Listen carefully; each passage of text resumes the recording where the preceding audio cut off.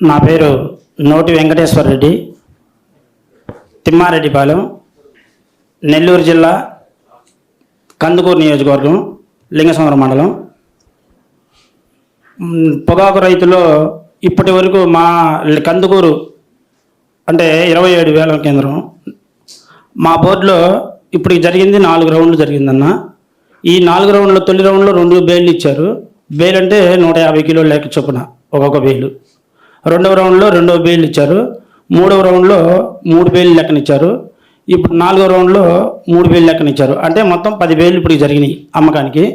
10 బేళ్ళు ఇచ్చినటువంటి వాటిల్లో 15 క్వింటాలు అమ్మకాలు జరిగింది.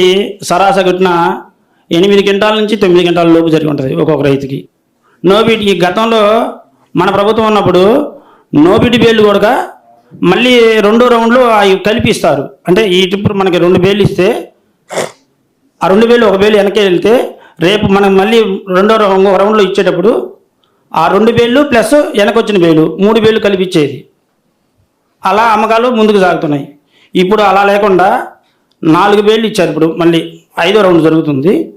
ఆ 4 బేళ్ళు ఇస్తే 4 బేళ్ళు 3 బేళ్ళు వెనక వెళ్ళినా కూడా ఆ 3 బేళ్ళు మళ్ళీ రౌండ్లో మనం తీసుకెళ్ళేదానికి అవకాశాలు లేవు. గతంలో మన ప్రభుత్వం ఉన్నప్పుడు ఆ 4 బేళ్ళు ప్లస్ వెనక వచ్చినటువంటి 3 బేళ్ళు 7 బేళ్ళు మనం అమ్ముకునేదానికి ఛాన్స్ ఉంటుంది.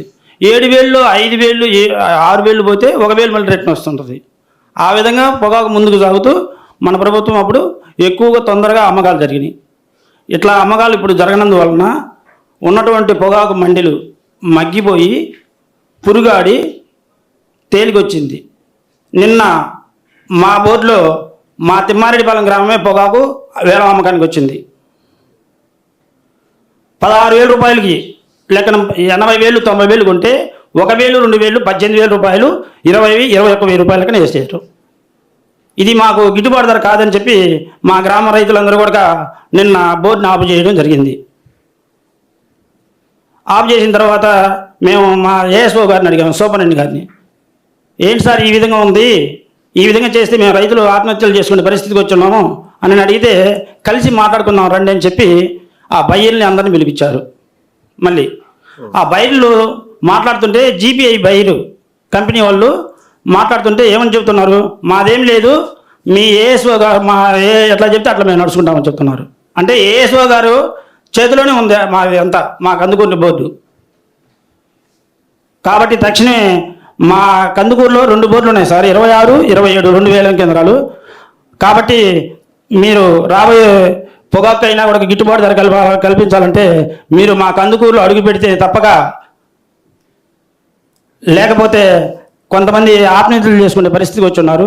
కాబట్టి మీరు మాకు ఈ అవకాశం ఇచ్చినటువంటి దానికి మీ పొగాకు రైతులందరికీ అవకాశం ఇచ్చినటువంటి మీకు ధన్యవాదాలు తెలియజేసుకుంటూ కందుకూరుని సందర్శించాలని కోరుకుంటూ, అదేవిధంగా ఇటీవల ఆ రామాయపట్నం పోర్టు ప్రైవేటీకరణ చేస్తుంటే 4,900 చిల్లర కోట్లు పెట్టి మీరు మన ప్రభుత్వంలో కట్టిస్తే ఆ రామాయపట్నం పోర్టు మా కందుకూరు నియోజకవర్గానికి సంబంధించింది.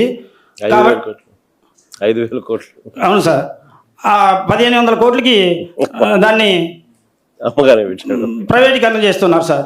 కాబట్టి మా కందుకూరు నియోజకవర్గ ప్రజలందరూ కూడా అనేక రకాల ఇబ్బందులు పడతారు. కాబట్టి దాని మీద కూడా మీరు ఒకసారి మళ్ళీ దాని మీద చర్య తీసుకొని మా కందుకూరు ప్రాంత ప్రజలందరికీ కూడా ఉపాధి కల్పిస్తారని చెప్పి కోరుకుంటూ సెలవు తీసుకుంటున్నాం.